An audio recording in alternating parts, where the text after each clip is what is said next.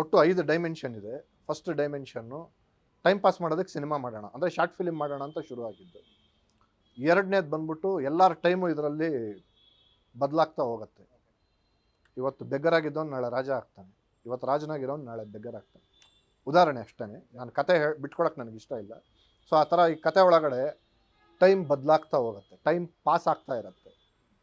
ಆಮೇಲೆ time related pass related ಎರಡನ್ನೂ ನೀವು ಬೇರೆ ಮಾಡಿದ್ರೆ ಟೈಮ್ ಪಾಸ್ ಎರಡನ್ನೂ ಬೇರೆ. ಮೂರನೇ ಡೈಮೆನ್ಷನ್ನು ಕಾಲನೂ ಇದರಲ್ಲಿದೆ, ಗೆಲುವು ಇದರಲ್ಲಿದೆ, ಅದೊಂದು. ನಾಲ್ಕನೇ ಡೈಮೆನ್ಷನ್ ನೀವು ತಗೊಂಡ್ರಿ ಅಂದರೆ ಕಮರ್ಷಿಯಲ್ ಆಗಿ ಹೇಳ್ತಾ ಇದ್ದೀನಿ.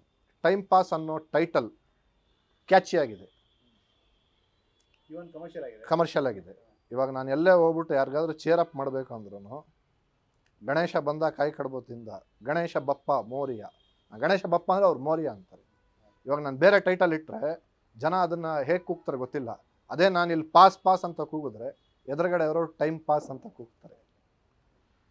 ಸೊ ಇದು ನಾಲ್ಕನೇ ಡೈಮೆನ್ಷನ್. ಕಮರ್ಷಿಯಲ್ ಆಗಿ ಈ ಹೆಸರು ಚೆನ್ನಾಗಿದೆ. 5ನೇ ಡೈಮೆನ್ಷನ್ ಬಂದ್ಬಿಟ್ಟು ದೇವ್ರ ಮುಂದೆ ಚೀಟಿ ಬರೆದಾಕಿದೆ, ಈ ಸಿನಿಮಾಗೆ ಏನಂತ ಟೈಟಲ್ ಇಡೋಣ ಅಂತ ಹೇಳಿ. ಅದು ದೇವ್ರನ್ನೇ ನಾನು ಮೋಸ ಮಾಡಿದೆ, ಯಾಕಂದರೆ ನನಗೆ ಟೈಟಲ್ ತುಂಬ ಇಷ್ಟ ಆಯಿತು. ಸೊ ದೇವ್ರ ಮುಂದೆ 5 ಟೈಟಲ್ನು ಹಿಂಗೆ ಇಟ್ಬಿಟ್ಟು ತೆಗೆದೆ. ಟೈಮ್ ಪಾಸ್ ಅಂತ ಬಂತು. ಆ್ಯಕ್ಚುಲಿ ನಾನು ಎಲ್ಲ ಪೇಪರಲ್ಲೂ ಟೈಮ್ ಪಾಸ್ ಅಂತಲೇ ಬರ್ತೀನಿ.